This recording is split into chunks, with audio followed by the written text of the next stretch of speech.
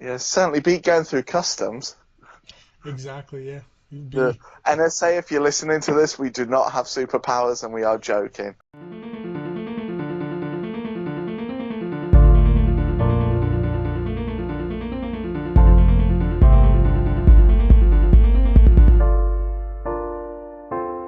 hello and welcome to Screen Kernels. This is Flash Talks. I'm here with my co-host James Starbuck. Hello. Yeah, this is episode one um, of Flash Talks. We're going to be basically doing one every week. We will also be doing Arrow Talks, which is where we're pretty much going to talk about what we liked on the episode, what we didn't like, and that's pretty much it. Anything you want to add? Yeah, well, you've pretty much just covered that. But first off, let's start off by saying how cool it is to see Barry Allen back to his old chirpy self and not the angsty prat he was in season 3, shall we say. Yeah, yeah, exactly. I do agree with you on that. Um, I do think. Were you referring mostly to how he's always got feels like he's always got the world on his shoulders, or were you referring to Zoom? No, I was pretty much referring to, like, how he feels that he's got the world on his shoulder. I kept thinking all season last year, you're not Oliver Queen. You know, But I think he's always this, been like that, hasn't he? Because of he's always been the guy whose parents have died, and he's always not depressed about it. really. And in the first 2 seasons, he was really upbeat and happy and, glad to be a superhero and have fun doing Oh it. Then yeah, all of a sudden in season 3, he just got really serious. And the only time I saw him, like, really lighting up was in the musical episode. yeah. That was great actually. I mean, coming from Yeah. someone who doesn't like musicals, I know that a lot of people. I know a lot of people who like musicals that uh, didn't like the episode for some reason, but I don't know. But then again, it's musicals aren't my thing, but I did like it. Yeah, yeah. In fact, speaking of, before we get talking about the episode, let's just take this opportunity to say to Victor Garber that we are sorry to hear that you're leaving the Arrowverse from Legends of Tomorrow, and we all know the great work you did on The Flash as well. But best of luck on your Broadway run in Hello Dolly once that starts. Oh yeah, yeah, exactly. And also, I'd like to say the same thing about John Barrowman. He was a great character. Definitely. I could have probably left that to the Arrow podcast, but Yeah, do you want um, to edit that and put it in the... no, that's fine. I guess being that we're addressing it, yeah, John Barrowman leaving the Arrowverse isn't that great. But I do hope to see him next year at Heroes and Villains Fan Fest, even though he's Yeah, not. that'd be great. That would be great. Yeah. Um, Yeah. what about like on the episode? What were your favorite scenes? Okay, my favourite scenes have to be, especially Wally in the old Flash well, what is now the old Flash costume, because that felt like a direct nod to, like, the comic book fans who are huge fans of the Wally West Flash era. I know when I was growing up, that Wally West was the Flash in the comics, and I knew about Barry Allen from the 90s TV show. Yes, I'm that old. I remember the one series 90s show with John Wesley Shipp and Amanda Pays.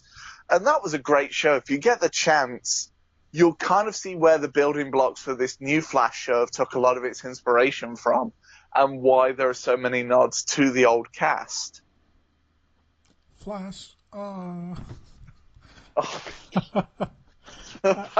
God help us now. Um, Right. But with this episode, I'm going to kick off with the things I didn't like, if that's okay with you. Oh yeah, yeah. Okay, the things I didn't like. Barry showed up way too early. Like, not even 30 minutes into the episode. All of a sudden, he's at the Speed Force. He's chatting random nonsense. But on that note, I hope that is a recurring theme throughout the season, and we get to decipher bit by bit what those mad ramblings were about. Wasn't it This House is Bitch? Yeah, but That was awesome. yeah, but obviously there's a deeper meaning to it. I Yeah. don't think that the writers, given that the Flash writers are some of the best in the Arrowverse, I don't think they would leave a thread like This House is Bitching and just drop it for the rest of the season. Yeah, I don't think. Unlike they did with Flashpoint, but let's not open that wound. Yeah, I mean, the thing that I didn't like with this episode was the how it all went to, like, he went from being this crazy lunatic mumbling random nonsense, not knowing who he is possibly or where he is, to someone saying Iris is in trouble, and then all of a sudden snaps. Bam! He's the Flash. He's the Flash. I hated that. Yeah. Unless they have a really good explanation eventually, which I doubt they so. will. But yeah, I don't think so. But yeah, unless they well, did do, didn't really explain Flashpoint all that well, so that would be great. I mean, if they did have an explanation, but yeah, that really was. It kind of left. I don't know. on a lost for strange words. note. Yeah, left it on a strange note. I would like to say though that my favorite scenes were basically Kate's scenes. Is it Kate? Yeah, Caitlin Snow. Caitlin. Yeah, Caitlin Snow. Yeah. I really just liked as a how cold yeah, she and was. just as a side note, you know, considering like how pretty plain she looks in the first 3 seasons, all of a sudden this season you see her and you're just like, damn. Yeah. Yeah. We need some kind of sound effect for that. Yeah, she did a makeover actually. Yeah, she was quite different. Yeah. And it's going to be interesting seeing that Incredible Hulk element to her character, but I will say this, I'm hoping this is the last season that she is like dealing with the whole Killer Frost thing, because we've had it for 3 seasons now. I think if the show will get renewed for a 5th season, but it's on the CW, it's more than likely. If it gets renewed for a 5th season, let's have the old Caitlyn back for, you know, at least another season and put the Killer Frost thing to bed for a bit. I think we will. I think I don't know. I do think that that for the rest of this season, I think we'll start. Well, we'll probably get the Hulk scene on going on, but I think that for the most part we should probably have Caitlyn back. Yeah, I mean, I love that part where she said, "Don't make me frosty. You wouldn't like me when I'm frosty." I was just like, that is a direct tribute to Bill Bixby as David Banner in the Incredible Hulk TV series. Yeah, I love that part. That's actually the scene I was referring to, and I really liked how she was like, then, oh, not again, and she starts coming back to herself. Yeah, it's going to be interesting seeing how the team that deals with that dynamic once they find out. Obviously, it's probably not going to happen for 2-3 episodes at least, but you know, the one thing that Team Flash does is it doesn't matter what secret that their best friends are hiding from them, they will always find a way to help that person and try and get them through whatever they're dealing with. Yeah. Yeah, and it's always Cisco digging around, tends to like dig around and say, oh, you know, you're acting weird, and then they start pulling threads and find out what's going on. Speaking of Cisco, yet again, an amazing performance from Carlos Valdez. It is nice to have that fun, happy Cisco back from the first 2 seasons, as again, he was another character. I know he was dealing with the brother of his death, speaking of which, that came out of nowhere. I'm just saying that now for season 3. I love that part where he said, I've made a few slight modifications, as Captain Solo would say. I was like, yes, we finally got the right Cisco back. He's not blaming Barry for changing the timeline. He's not, bless him, you know, lamenting over his brother's death. You know, it's the Cisco we know and love. And it was nice to see that old runway from the pilot, because we haven't seen that since the very first episode when Barry was getting tested for like how fast he could run at that time. Yeah, yeah, exactly. It was a bit of a throwback. I can't. The part that I thought was funniest on the show was when Cisco was like, I can't believe you thought she said duck duck, as in you know that you thought she meant duck as in the animal instead of Yeah. duck.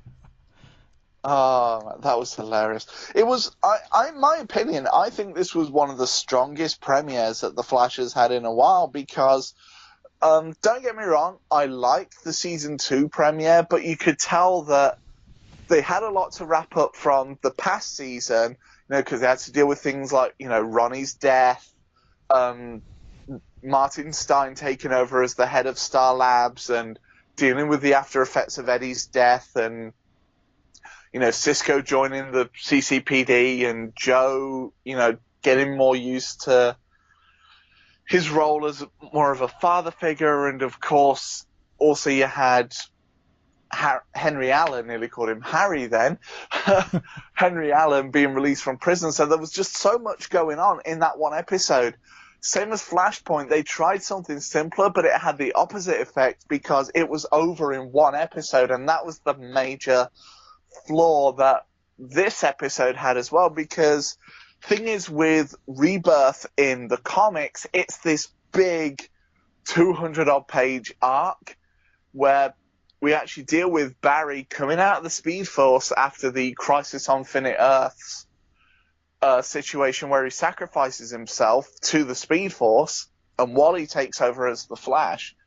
And that's another negative I actually have. It would have been nice to see Wally in the old Flash costume a bit longer than what we did. Yeah, I to be honest, I'm not a fan of Wally at all. Really? Yeah, I'm not gonna lie. When he first joined the show, I was in the same boat as you. But in recent times, he's really grew on me as a character. Don't know what it is, but I like the way how he kind of feels like Roy Harper did to me in the first 3 seasons of Arrow. I did like Roy Harper though. Because it was that whole struggle, that whole thing with he kind of liked Arrow, but he didn't know then. Like Oliver was trying to help him, and he didn't know. I liked the dynamic between the two of them. But with Wally, I don't know. I didn't. He was just like, he was just like a kid that was being a bit of a dick to his dad, and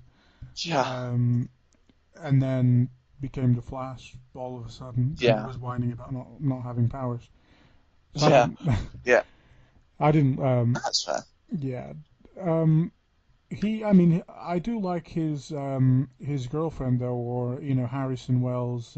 Jessie Quick. Yeah, I'm hoping she comes back this season. But then again, with Harry being major spoiler alert here, but the Earth 2 version of Harrison Wells is going to be the main version of Harrison Wells this year, which I love because he's my personal favorite version. That's what I was going to ask. I completely forgot what happened to Harrison Wells, to HR, to that. Did he die? Yeah, he got killed by Savitar when he had the guise of Iris on. Oh yeah, exactly. He switched places with Iris. Yeah, because he was so cool. Yeah. Oh, definitely.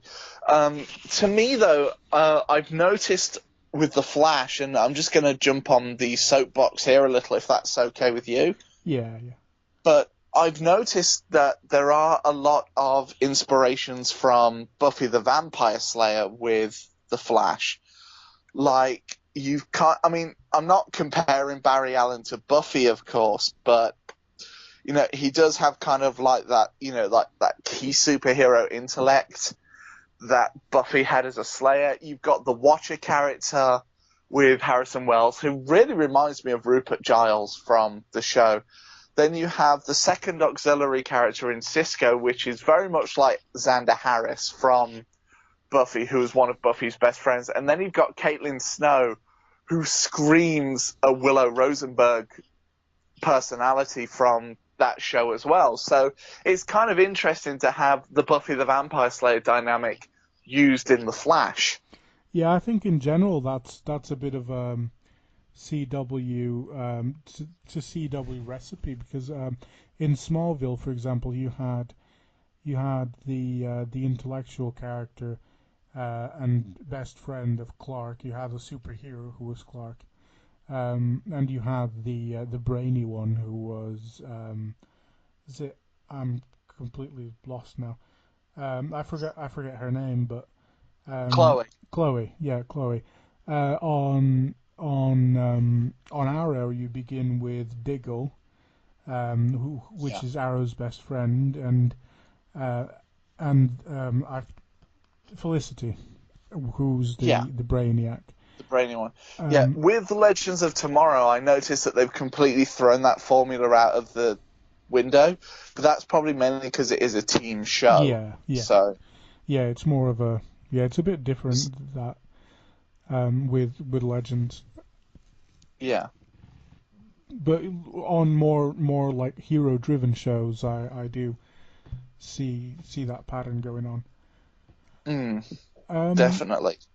with with the Flash, I've who was that guy? I mean, I don't know that guy at the end. The Thinker.